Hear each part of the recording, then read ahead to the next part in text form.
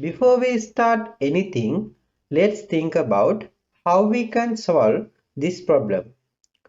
Why does this function get complex?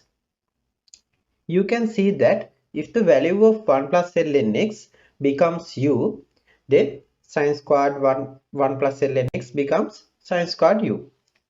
Also, we differentiate 1 plus lnx, it becomes 0 plus 1 over x, which is equal 1 over x.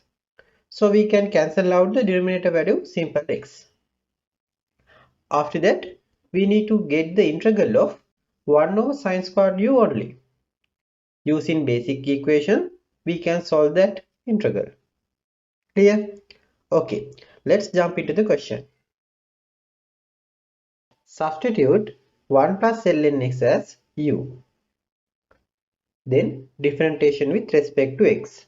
Differentiation of the u value we can write as du over dx. Differentiation of the 1 or constant value equal to 0. Differentiation of the ln x value equal to 1 over x.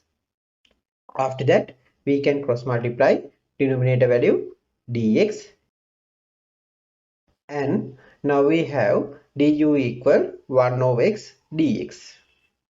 After that, we can cross multiply denominator value x in the right hand side. Then we can substitute dx as x into du. Let's move to integration part. Instead of 1 plus ln x value, we can substitute u. Instead of dx value, we can substitute x into du. Now we can cancel out numerator x value and denominator x value. After that, we have 1 over sin squared u. We know 1 over sin squared theta equal to cos x squared theta. So 1 over sin squared u equal to cos x squared u. Integral cos x squared theta equal to minus cot theta. So integral cos x squared u value we can write as minus cot u. Instead of u value, we can substitute 1 plus ln x. Now we have final answer minus cot 1 plus ln x plus c.